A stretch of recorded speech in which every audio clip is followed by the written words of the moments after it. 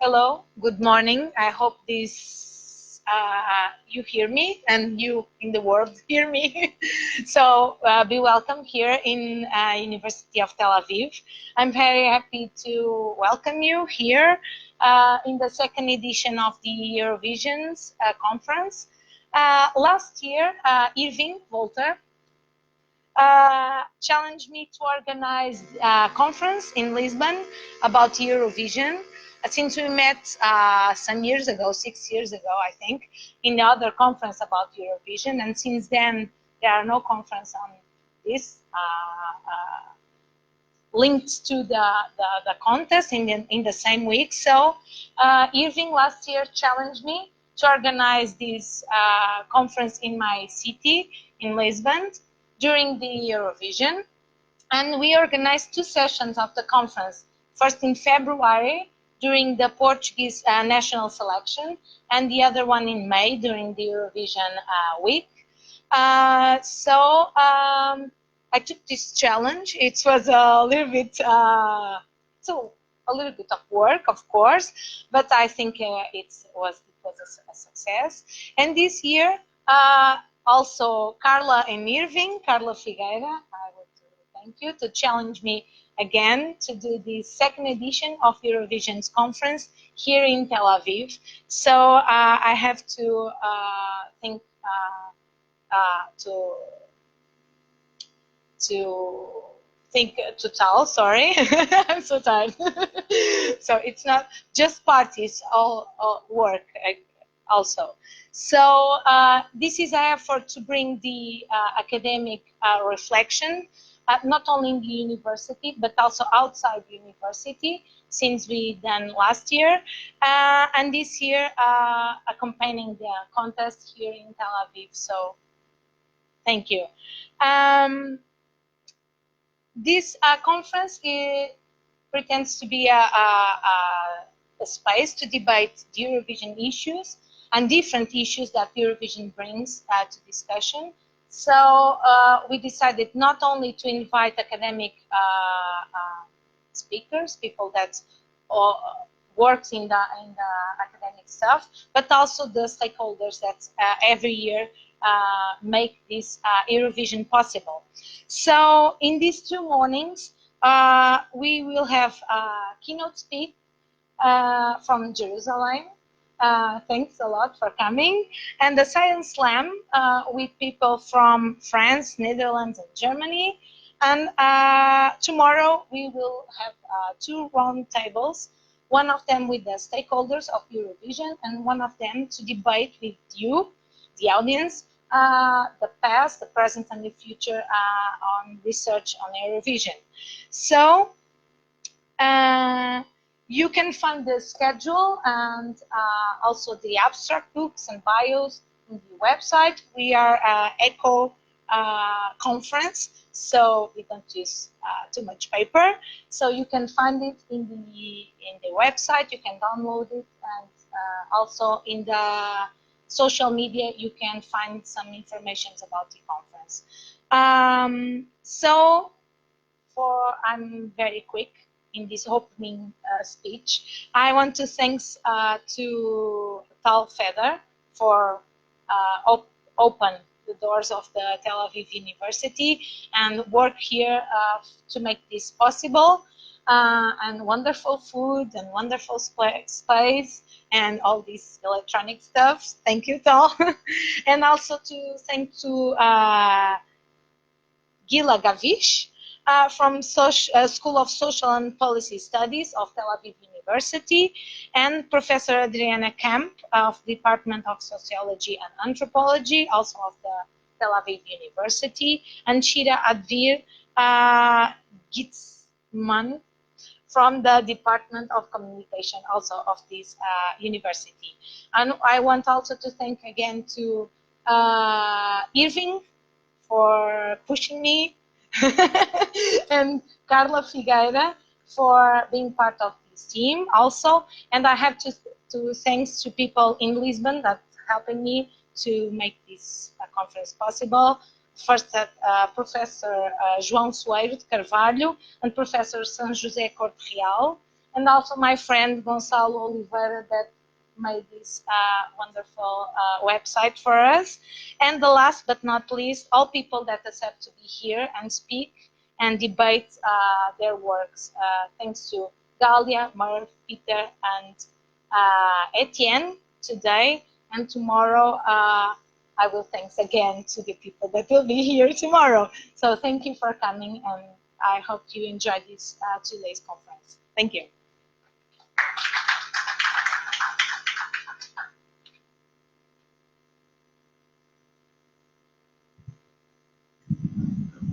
Thank you, Sofia.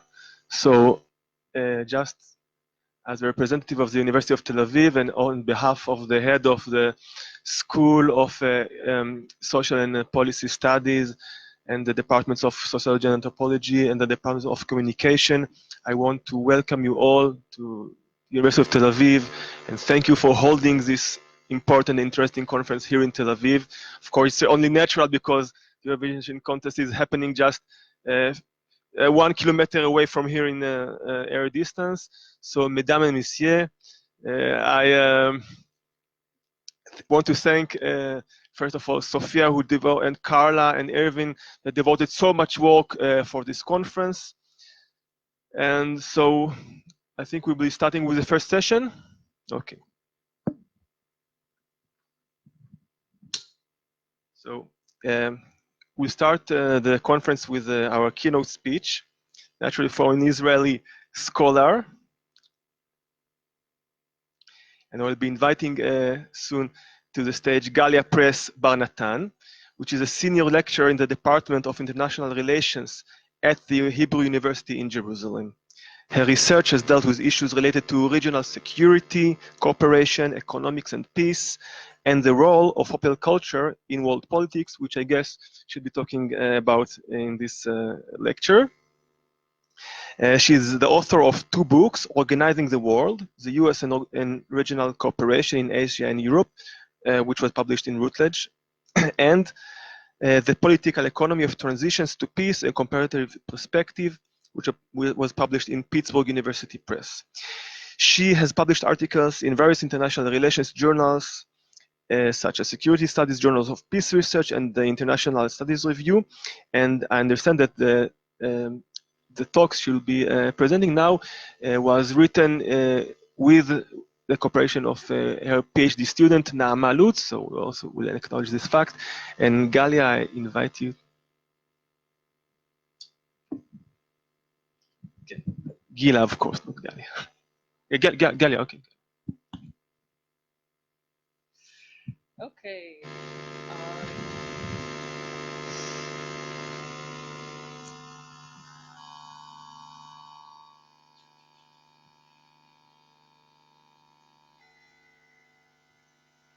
Okay, I don't need to hold this, right? No. It's fine. Okay, I'll speak loudly. Okay. Hi. Hi, everyone. My name is Galia. Thank you for the very formal and impressive introduction. I'll come again. And thanks so much for inviting me. As we spoke a bit before the formal opening, I think it's wonderful that there's a venue like this for scholars and what did you call them? Stakeholders?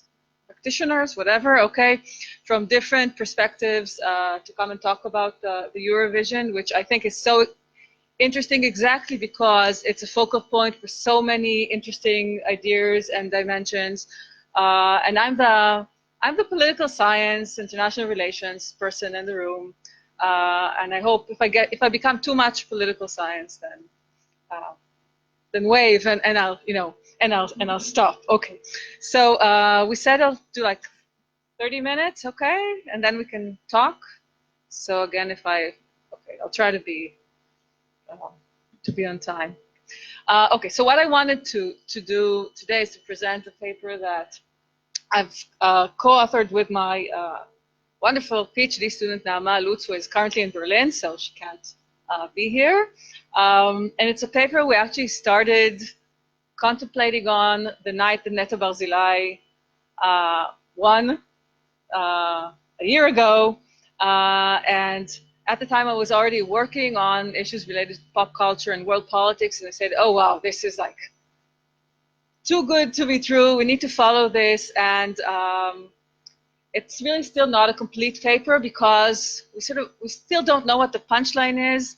We're getting there, but you never know what's going to happen in 3 days, and you know, it's Israel, the Middle East, so you know, brace. So it's a paper in the making. We've been really following events really since the day of the previous competition. Okay, so what I thought I would do is say a few words about like the general context of why this is interesting for international relations. People say something about pop culture and world politics and where the Eurovision fits into this, and then move to the focus of my talk, which is current 2019 Eurovision context. The next year in Jerusalem question mark is, maybe we have to change it because we all know it's not in Jerusalem, but that was really the starting point with whether it's going to be in Jerusalem. Okay, so why should we actually care? So on a personal note, you know, I really used to like the Eurovision Song Contest when I was younger and the contest was smaller. My first words in French, I think, were based on the Eurovision Song Contest. That's how I learned how to, you know, count until 12, and I learned what Wyomini is, you know. So it's really it's part of my identity. And we were talking about this a bit before, how in the early years of the Eurovision Song Contest, at least in Israel, there was only one national channel. That's it. So everyone was watching this. It wasn't a competition for one sector of the population. It was a national thing, regardless of whether Israel won or not. So I think for a few generations in Israel, the Eurovision Song Contest is really part of our identity, which is interesting. But that's, you know, that's interesting for me, not for you. I think it's the other reason to really study the Eurovision is that it epitomizes so many of the key issues that link pop culture and politics in general, and from my perspective, pop culture and world politics, which is sort of where I'm leaning to, although the two are completely connected. The domestic, the international, the transnational are all really sort of linked, I think, to each other. So like really briefly, when we talk about pop culture and politics, you know, people use this for all sorts of purposes. So we can use these cultural artifacts like the Eurovision basically as a source of knowledge for political scientists or sociologists or musicologists or whatever. We look at the competition and we're like, okay, what does this tell us about, you know, the sentiments in Russia today or somewhere else, or about the relations between states? What does it mean that they're singing in English or singing in their national language? You know, what can we learn from this? So a lot of us basically just use all these cultural artifacts just to learn as data, okay? But I think it's much more than that. I think all these pop culture products really play an important role in really shaping how people see the world, understand their position in the world vis-a-vis themselves and others. And there's a whole field in geography, you know, popular geopolitics, that deals with this, how we imagine the world through these cultural artifacts, whether these are movies or whether this is you know, an international singing competition, which for us is like how we as people who don't study international relations, before I got there, this is how I learned about Europe, about these different states from this song competition. The flip side of this is that because people learn about other countries and form opinions about them based on these events, it's very tempting to also try to use them as policy instruments by either national governments or various groups who actually want to sort of use these to somehow perform their national identity or to win hearts and minds. And in international relations, we have the concept of soft power, which is one of these semi-theoretical terms that actually travel to the real world, and people are very obsessed with the idea of soft power. I'll talk about this in a few minutes. So I think there's a lot to say about the links between pop culture, politics, international politics. Eurovision is one example of this. I think more specifically, I mean, when we talk about pop culture and politics, a lot of people look at other stuff, at like music as an everyday practice, and how people in their everyday politics sort of use pop culture to create and recreate their identities and their politics. The Eurovision, I think, is a different type of concept, and that I look at the Eurovision as, you know, an example of a mega event that people researched mega events in various you know, fields. A lot of it has to do with sports. That's why I have there, you know, the Olympic Games in Beijing, or the Winter Games in Sochi, or the maybe upcoming soccer World Cup in Qatar. And usually people write about these mega events in the context of nation branding. A lot of it has to do with material stuff. So you want to use the mega event in order to brand the nation as like cool, fun, attractive, safe, whatever the specific situation is. And the basic rationale is very material, which is when people write about nation branding, that's what they would usually focus on. So you want to bring more tourists in, bring revenues. It's an economic venture, which is still relevant. I don't know if it's a major success in Israel now, but we know it's an interesting issue. I'm less interested in that part. For me, what's interesting is the more symbolic and non-material dimensions of hosting a mega event. A lot of it is linked again to this literature on the notion of soft power, basically meaning that for the non-IR people, which are all of you, the ability to get others to want what you want. The notions of like winning hearts and minds. I'm doing this a lot, I know, because everything is like not a real thing. It's like this. And it's a term that developed in the US in the late 80s, but has become very popular also among practitioners, because there's this allure that you can actually use, for example, culture in order to project a certain image of yourself, make yourself more accessible to others, and make others like you, so that in the long run they would either be more supportive of you, or you create a more hospitable international environment where you can sort of get your way. That's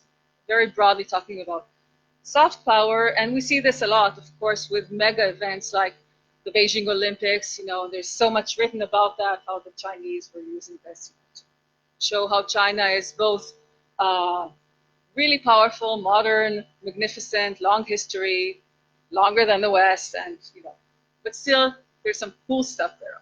Okay, and we can bring all sorts of examples on this. So soft power is really about the relation between the state and its people and the international community. I think the nation branding thing also has a domestic dimension, and as I said before, I think there's this game here between the domestic and the international that sort of work together. The idea of nation branding, I think, also has internal goals. You want to brand yourself as a successful, well-recognized, liked nation to other states, but also for your own citizens. It's something that has to do with creating or establishing self-esteem. And we can think about this in terms of, I shouldn't do the theory stuff, the notion of like ontological security, which is a concept from either sociology or psychology, depending on where you come from. Basically talking about the security of the self, the identity, that we know who we are, and we feel secure about our relationship with our environment. So these mega events, again, have these both externally oriented and internally oriented goals.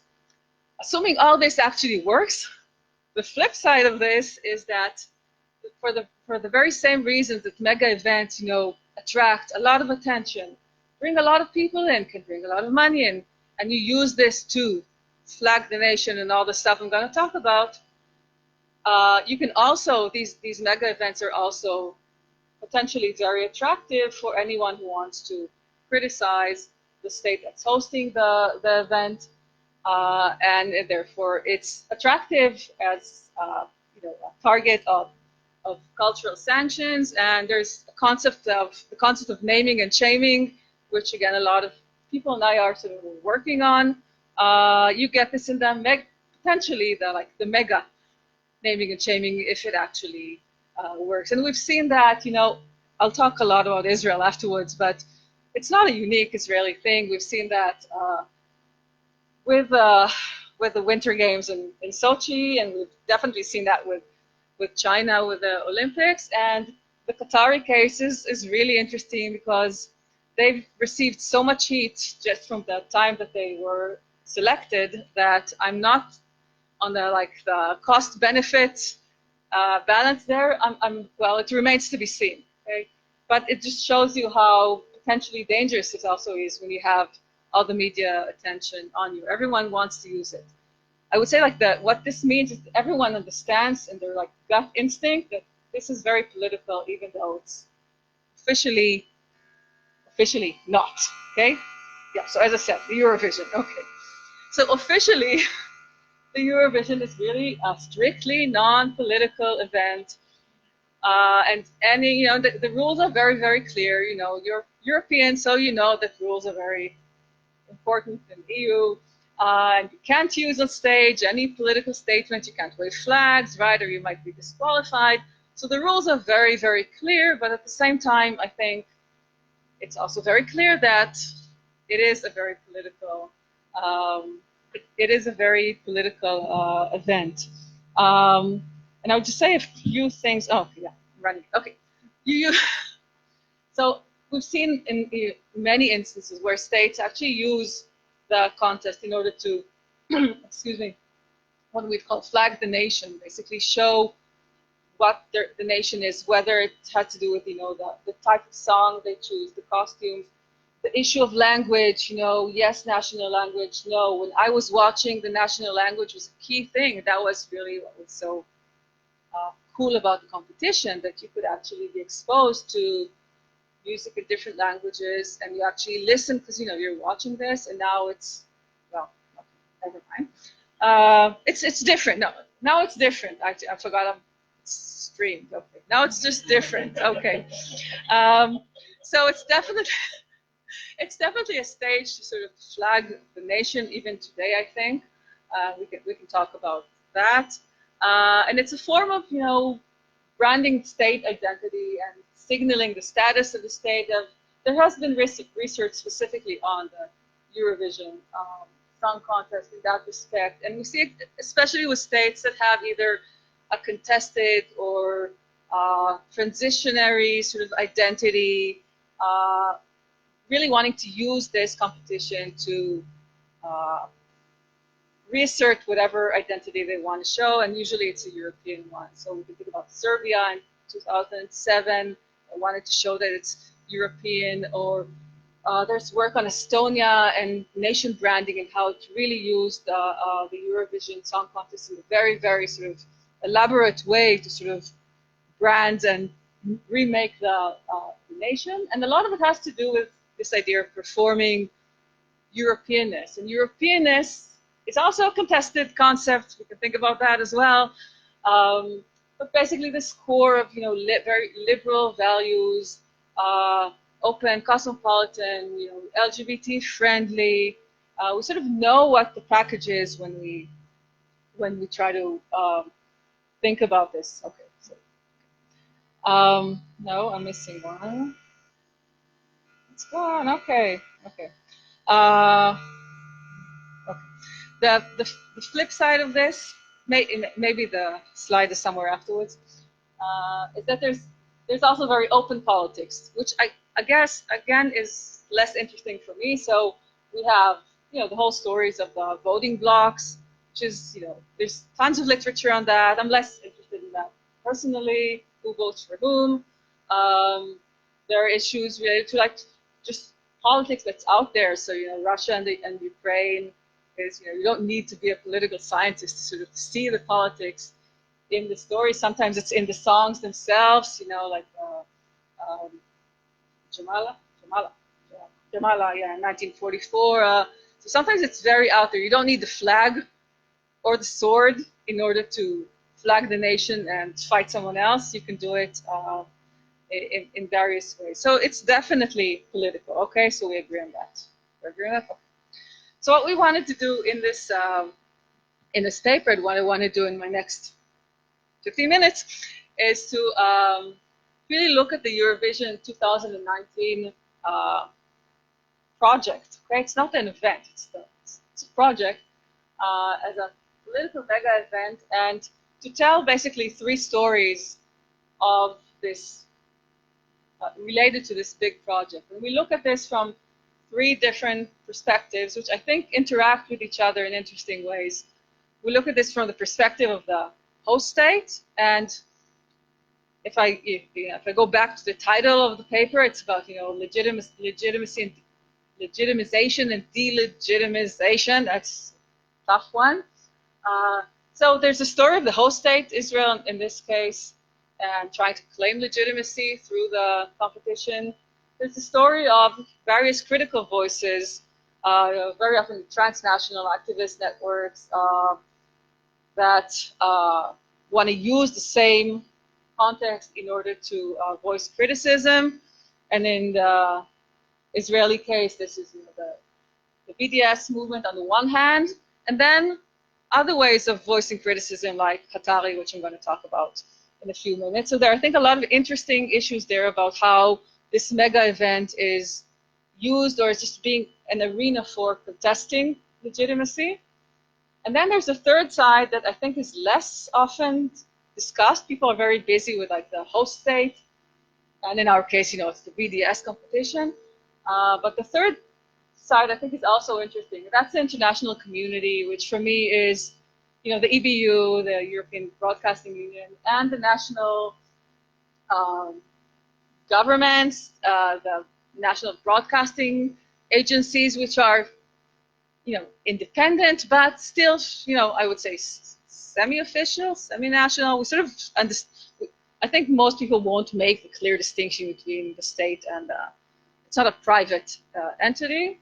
And then, of course, we have the various societal actors that are just involved in this. It can be the artists or the fans. These are all the part of what I call the international community, and they're on the side of the granting legitimacy. So we have like a triangle of claiming legitimacy, contesting legitimacy, and granting legitimacy. So I want to go quickly through the 3 of them, and just to bring all sorts of ideas that we can then open for discussion, because I think anything I have to say, I have like 2 other sentences I can say and argue with myself about what I said, which would make this long and confusing and very narcissistic.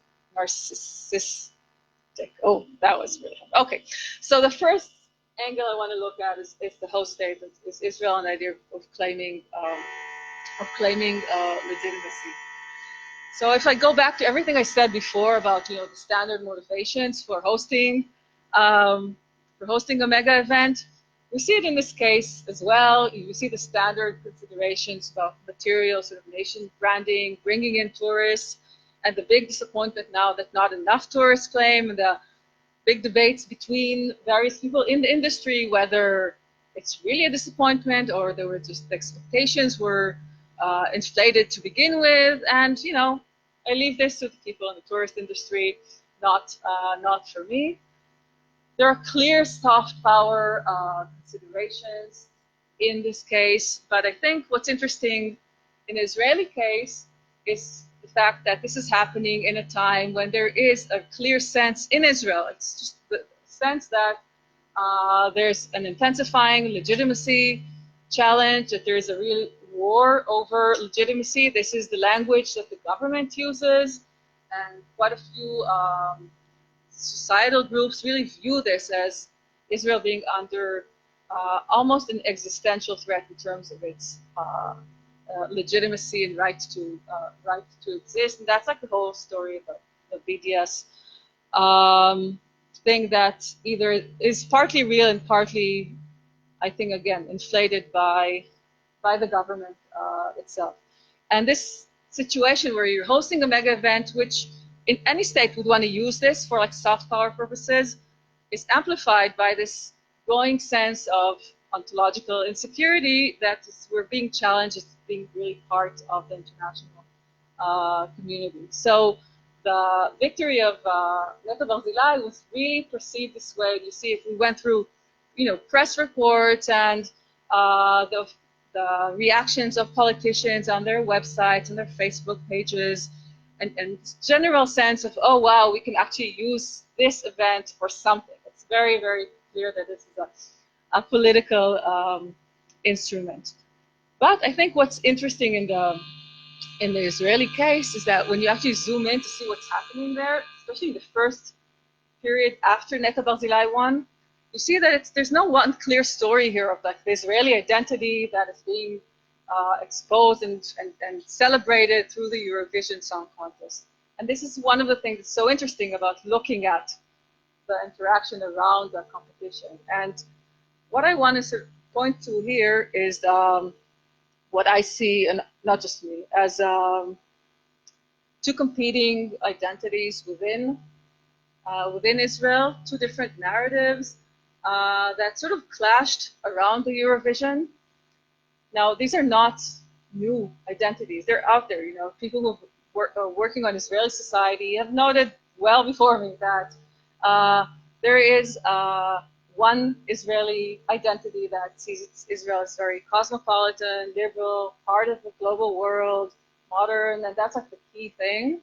And then there's the other identity that has become probably more dominant, and it's a long process, probably from the 1967 war, that sees Israel much more as a unique, exceptional state, much more ethnocentric, religious, and these two identities exist in Israeli society, but the opportunity to host the Eurovision Song Contest sort of gave them again a stage to play out. And the way they played out in the first period, I think that was probably the most interesting part, and I think that's done with the initial debate of where to host the competition, whether to host it in Jerusalem or to host it in Tel Aviv.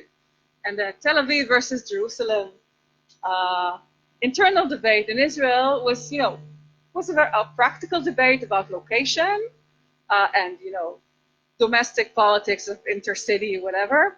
But it was also a very symbolic debate as well. And you see it, you can see it, okay, I don't have time to go through all my really cool quotes, but you really saw the reactions on both sides. Everyone was happy to host the Eurovision Song Contest. So Israeli liberals were happy to host the competition, and our Prime Minister Netanyahu and Culture Minister Miri Regev, more sort of right-wing nationalist oriented people were also, everyone was happy to host the competition, but for somewhat different reasons. So if you look at the way that Netanyahu or Regev were talking about this, you see this quote here, what Netanyahu said, those who didn't want Jerusalem in the Eurovision are going to get the Eurovision in Jerusalem, next year in Jerusalem. That's where the title of the paper came from, okay? And this was in the opening of the American Embassy in Jerusalem, which happened around the same time. It sort of led to this euphoria of, yes, we can have this in Jerusalem. There are a lot of sites like this, okay, that the national pride element and the fact that we can show the world that even though people are trying to boycott us, we can still, here we are, and it's in Jerusalem, our national capital. That was very dominant. And when you looked at the discourse on the more liberal camp, they were still happy. It was about, again, trying to gain legitimacy, the cosmopolitan element of this, much more emphasis on Netta Barzilai and her contribution as a unique personality that's sort of breaking grounds in all sorts of fronts, and not so much linking this to the national dimension. And I think the Jerusalem versus Tel Aviv discussion is really symbolic here. If you read anything about Tel Aviv, many people talk in Israel about the state of Tel Aviv, because Tel Aviv is a place and it's a state of mind, which is really very, very different. So it echoes a lot of internal issues in Israel, which I thought were worth flagging. I'm getting there. Okay. So that was like the Israeli story. There's much more to say about this as we see the competition, there's a lot of stuff around this. We'll see the postcards, the national postcards, the sceneries, So if you're interested, in looking at the stage and what's exactly there, I think a lot of the stuff I'm sort of throwing is going to come up again in the Science Slam. There'll be more stories about how you flag the nation and how this sensitivity of these two discourses that are sort of competing in Israel is going to sort of play itself out on stage, and then in how we actually tell the story afterwards, like the day after, how we sort of frame the whole event. So there's a lot to follow there. Okay, my second. Okay, I have 5 minutes. Oh, okay, I'm timing myself though, so Okay, I'll be brief. The second dimension of this is really looking at the critical voices and how you can use the competition as an opportunity or an arena for contesting legitimacy. I mean, I think what's really interesting here is two things. First, as I said before, because the Eurovision is just a very tempting. Again, I don't want to say event, because it's a process. That is it could be a very attractive stage for naming and shaming.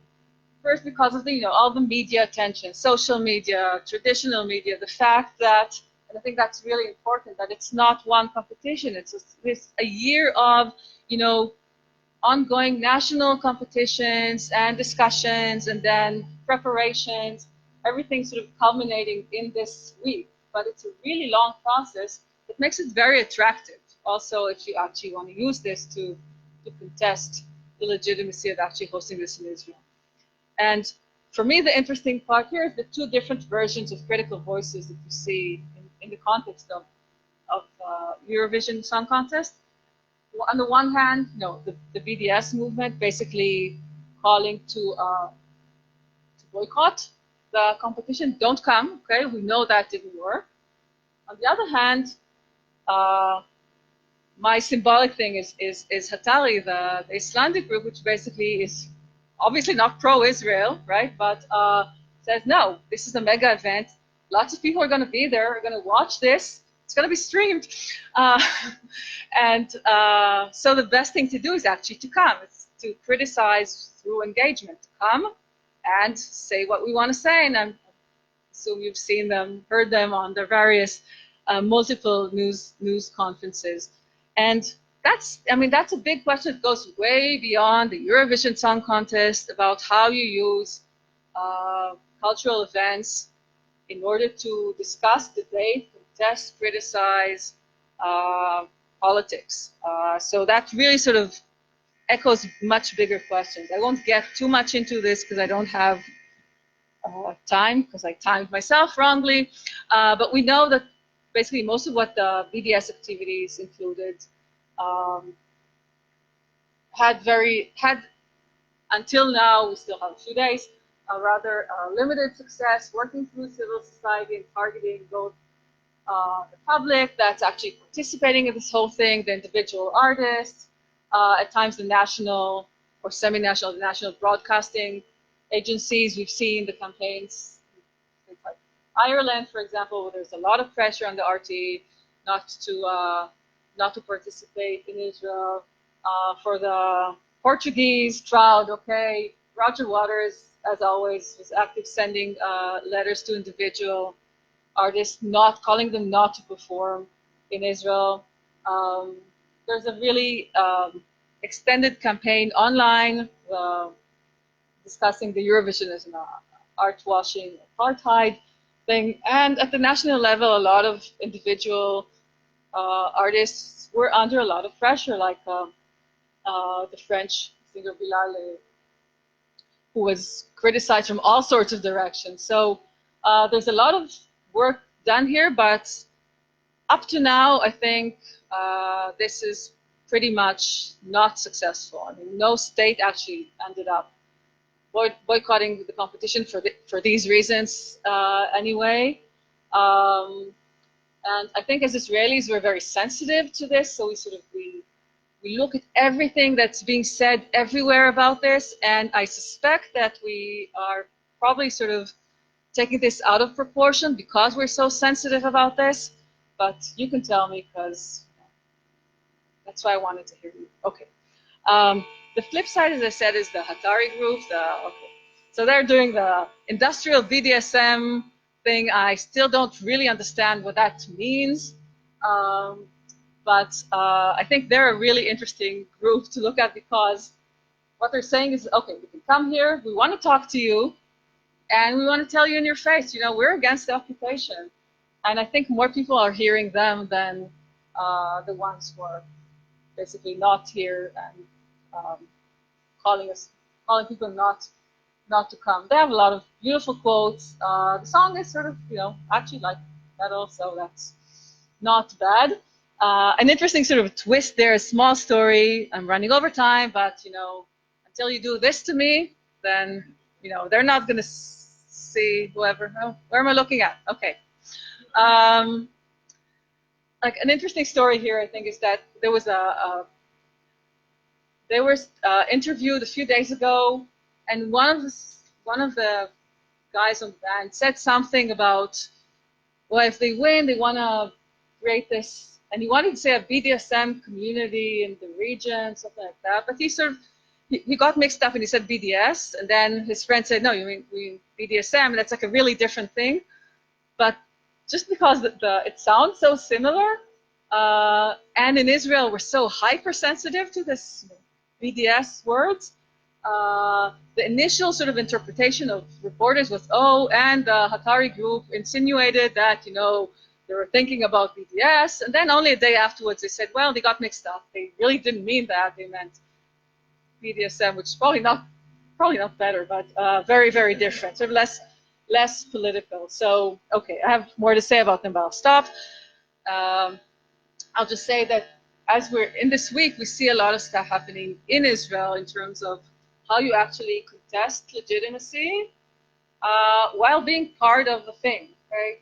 So, for example, this is the sign that was put up by this group, Breaking the Silence, a few days ago, using like the Dare to Dream slogan, and then adding freedom, and they're organizing tours to Hebron, and then there are counter tours. So without getting into the politics of this, it's really how you can use the stage while people are here to contest and debate these things, and also basically to educate people on both sides. I would want to go to both tours probably if I were a tourist.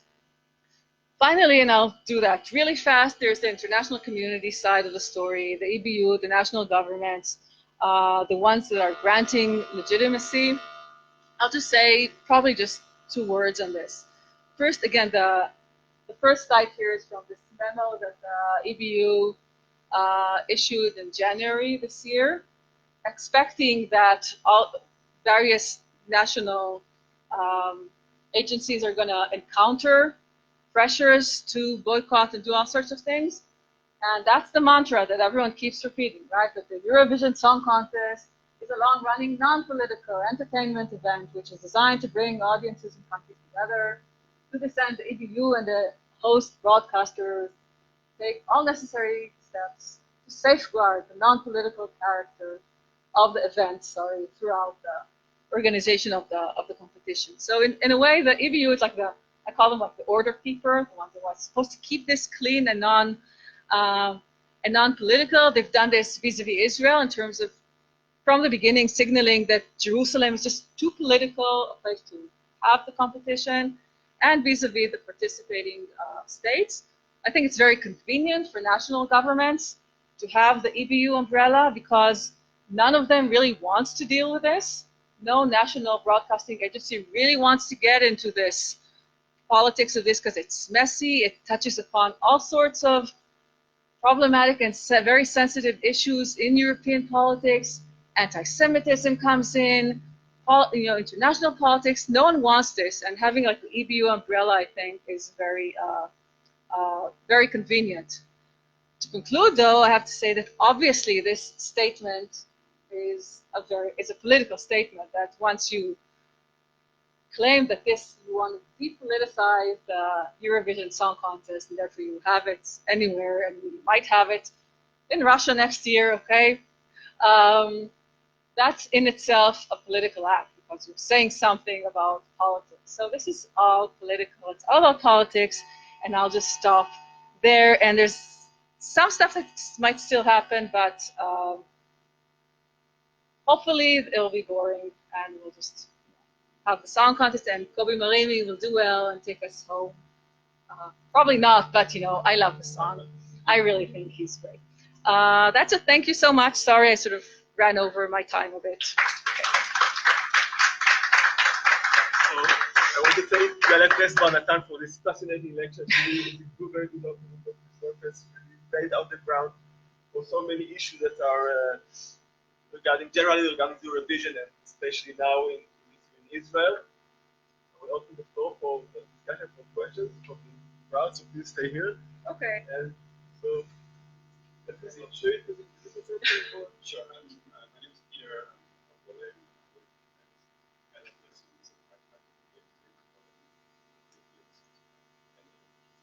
So, anyways, thank you very much for the great presentation. Okay.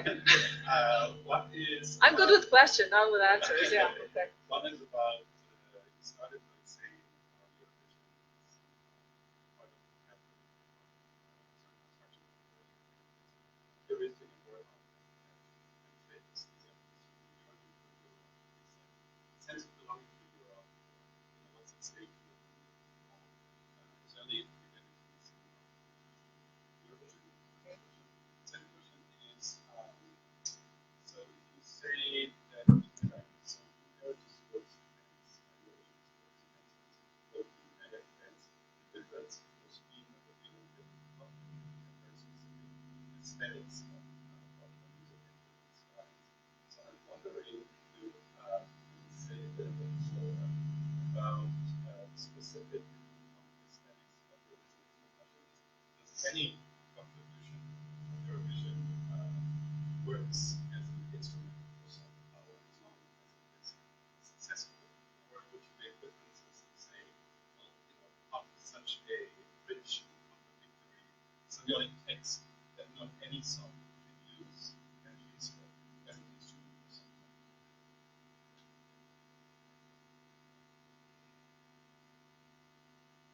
power? Okay.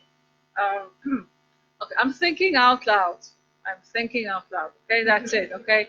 On the Eurovision Song Contest and the Israeli identity, I think there are probably some people who can give you a more authoritative answer, and my comment on that came from more of a personal experience. I think there are several elements. One of them, it has to do with being part of Europe or the West, I think. And when you look at Israel, when Israel started, Israel joined the Eurovision Song Contest. Remember when? When did we join? 73. Okay. And this was a time when Israel was trying to join all sorts of international cultural events. We were not accepted to any of our natural geographic events we could play in, and that's why we ended up in the Eurovision. That's why Maccabi Tel Aviv ended up in the European basketball in the EuroLeague. And we sort of, I think it's part of imagining ourselves as part of somewhere else. When I talk to my students about what regions are, like my other classes, and whether a region is a real thing, it's geography, or it's an imagined thing that has to do with where you feel connected. I think Israel is a really good example where we are mentally so connected to other. We want to escape elsewhere. And then I tell my students, but remember, we're here, okay? So geography still matters for something. So I think part of it is about yearning to be part of the West, feeling part of the West, not just the yearning, but really feeling that we are part of that. I think that has changed over the years because more and more Israelis, okay, and Tal, you probably know much more about this. He's a sociologist and he knows Israel, okay. But I think in recent years you see much more, you see a growth in Israeli culture that is much more connected to the region, that is much more sort of Arab-oriented, Oriental stuff, Oriental metal, you know, if you've heard Orphan Land, you know, the wonderful Israeli metal group, okay? But I think at the time it was really about feeling that we are part of something else. I think today it's a little different. It's not just about one, it's really about a matter of principle because it's linked to issues of legitimacy and it's about really making sure that we are still accepted elsewhere. That there's a twist in how you look at this. When I said that this is part of my identity, I do think it's part of the specific time where there was only one national television station. I think that's a crucial thing. So we were first. There were less things around. The nation was very strong in looking for them. We felt we are the nation. We weren't as divided as we are today. And the fact that it was a ritual that everyone was sort of performing and practicing yearly. I think many people in Israel watching this at the time was the thing we did. We said it wasn't 3 days, it was one evening, and that's the one show in town. So we were actually practicing this every year. I think that today a lot of people don't care for the music of the specific music of the competition, but it's become so institutionalized for Israelis over the years. That's why I said before that there are several generations. I'm not sure that among my students, for example, there's a group that really is into this, and then the rest like couldn't care less. Okay, but I think for some of us, the ones who grew for like over a certain age, this is really it's an institution. I think for Europeans, it's an institution as well. So there might be a gap between the type of music you actually like to listen to, and the fact that you're still interested in the Eurovision Song Contest, regardless of whether the songs are wonderful, weird, eccentric, or very banal. Okay? So I'm not sure really it answers the question, but I'm thinking about this. On the distinction between pop music and sports mega events and the aesthetics of this, first of all, I think it's really interesting to look at the differences between different types of cultural events and the different things that are sort of more important in each one of them. I assume you're right that when you're talking about music, the aesthetic, it's a richer environment here. You have the aesthetics, you have the words of the songs, and in soccer, there's less to play with. Although I still suspect that there's aesthetics to soccer games and to definitely like the Olympics that you could still compare them, I think, in interesting ways. The question was about whether different types of only certain types of songs can be instruments.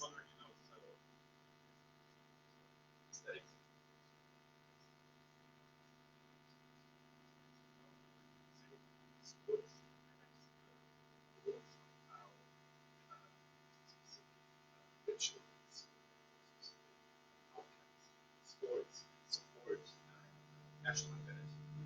It's much more straightforward in Europe. Right? So there's a very Victorian theme that's Okay. of Victorian themes, whereas with Eurovision, that's for example shape. Shape is very important. The phenomenon in the context of Eurovision, national shape, and also I wonder. Of course, you have points, and there's measurement, and there's the question of victory. So, to that extent, that it's calculable, and use it very straightforwardly as how much you want. On the other hand, songs are, for example, take the Portuguese situation. And Salvador was very vocal about how he dislikes Eurovision, the aesthetics of Eurovision, and its cheap crowd. there's a lot of aesthetic concerns or this one is called fashion Eurovision as well. I was just like wondering to that extent that we have that also can there's a sort of tension between that aesthetic phenomenon and the intention to use it as an instrument for national. That's I guess what Okay, I think I understand the speculations, but okay. I'll speculate back. Okay, first of all, it's interesting the comparison of sports and this that in soccer either you win or lose. There's not so much you could say around this unless it's like a foul 95th minute and a really poor judgment call, and then you can sort of explain why you lost, but you didn't really lose. But you're right. I think with the Eurovision, so there are a few things. On the Eurovision and the victory, given what I said before, I think actually participating in itself is like an important thing. In Israel, where you're going to be ranked is a constant discussion. I suspect it's not just in Israel. So the question is, what happens if you come in second? So for the past few weeks, every night there's like a show on TV, and they're going through all the history of Israeli participation in Eurovision. All the times we made it to second place, but people talk about this in like nostalgia. Oh, second place is nice, I would say, and we use the politics, we try to hold the stick at both ends, So we don't want this to be political, but if certain states give us like 0 points, there's probably a political reason for this. I mean, that's the discourse. It's interesting just to follow then, what excuses you use to sort of explain why you performed poorly or not. And the shame thing, well, I can talk about Israel. I don't think that there's like the shame. When we really lose, we find ways to sort of frame this not in terms of shame. I don't think shame is. I'm looking at like the one Israeli. Yeah. Yeah, we try to be optimistic about things. just one last comment. No, sure. I'm just wondering now that we talked about whether your idea that Eurovision and soft power, it's that's really the question. It's only Israeli perspective. Do you understand that many other countries do not embrace Eurovision in the same way as Israel does? For example, in the German context, there wasn't such a big thing. It was for a certain community or a certain time, but it wasn't actually didn't mean that very president was good things in another country. However, politicians don't make it so much of an issue. I would say it's probably the case for other European countries, especially maybe the big five. Right.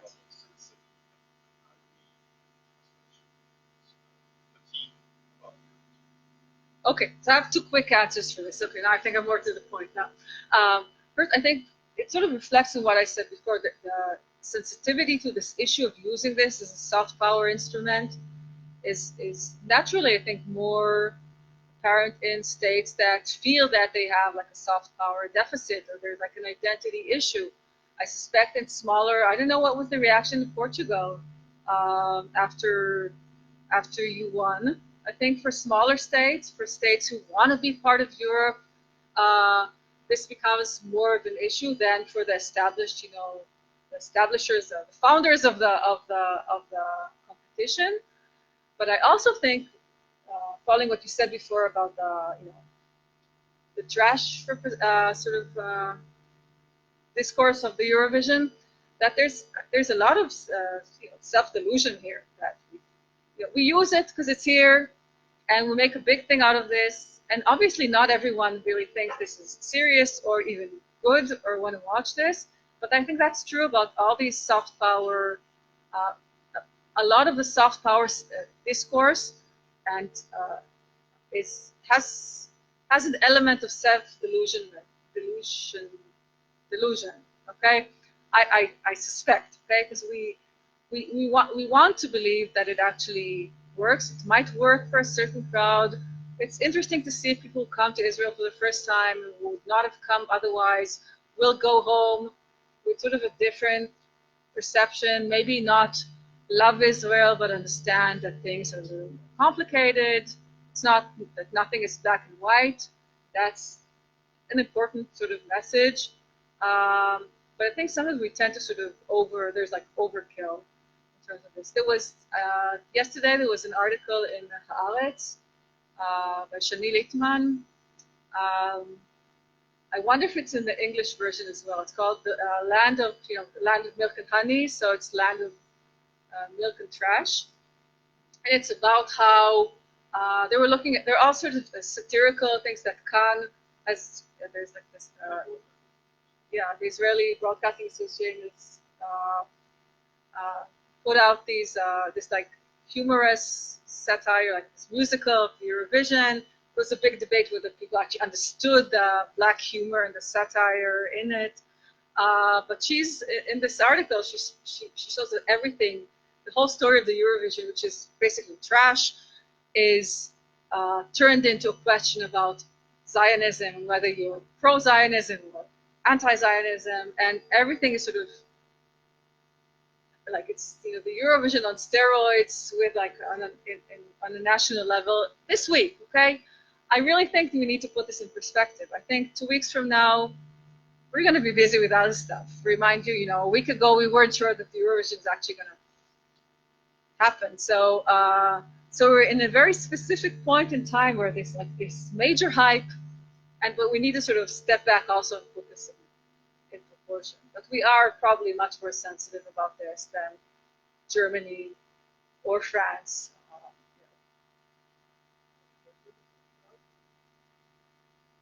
Yeah.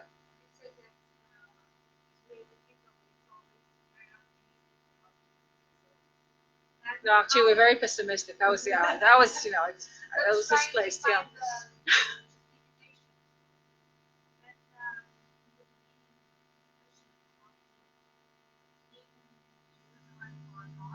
Okay.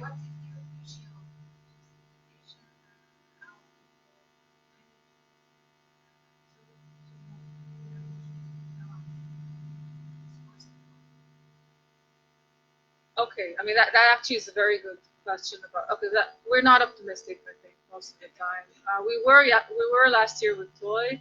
This year, I think to begin with, before a song was even selected, no one was optimistic that we're going to win again, because I think Toy was such an unusual sort of thing. And with Kobi Marini, everything that I read is, we love him dearly, but no one is very sort of optimistic that we're going to win again. No one really wants to win again because you don't have to, but you can host this, and it's extremely expensive. So I don't know how optimistic we are, but you need some level of optimism to live here. So yeah. Well, sometimes it's the distinction is in the eyes of the beholder. Yeah. Or in retrospect, when you know what happened at the end. But on the Jerusalem and Tel Aviv, it's interesting because at the beginning, they climbed such a high tree with these very, very clear statements that the competition is going to be obviously in Jerusalem. The culture minister even said that as far as she's concerned, if it's not in Jerusalem, it shouldn't be in Israel at all. So it was, very, very very clear statement. And then a few months passed, and there were issues from international criticism. The EBU, I guess, behind the scenes was sort of hinting that this might be a little too much in terms of hosting a non-political event, whatever. And I think they lowered the flames, and they started talking about more practical stuff, where you have more hotels, where the infrastructure is better. You get this like the city sort of debates. So they opened this up to, there was a tender So like which state's going to host, which city is going to host the competition. There were a few cities, not just Tel Aviv and Jerusalem. So the whole thing became more sort of denationalized, and let's think about the practical thing. This is how they sort of moved away from the Jerusalem, next year in Jerusalem discourse, and she stopped talking about this, I think. She's not as dominant at this point. It is curious, though, that the fact we talked about this before, that the Israel already hosted the Eurovision right before in Jerusalem, and it was a non-issue, which again makes you wonder about, you know, this gap between, on the one hand, this amazing upwards trajectory in Israel's economic power, I think in general a stable political position in the world, and the downward sort of thing in terms of you know, the legitimacy of our capital state. There's like an interesting gap there that's worth sort of thinking about. Yes. I was just wondering, you were talking about Iceland and the EBS and the EBS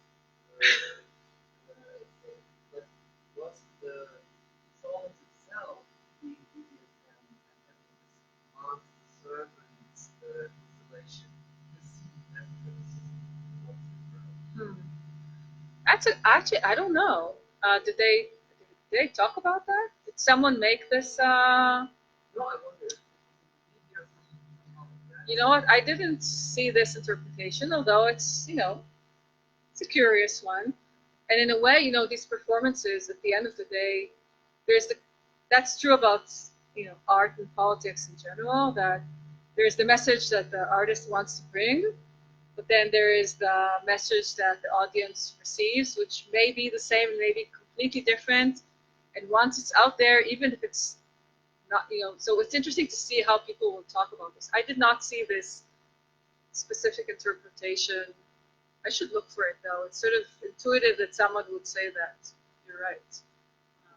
I just learned what BDSM is, you know, a month ago.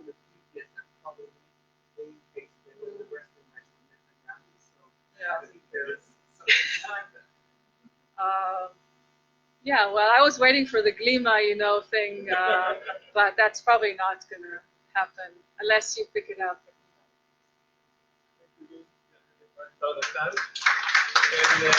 we take a 15-minute break. We can discuss it. Further discussion over food.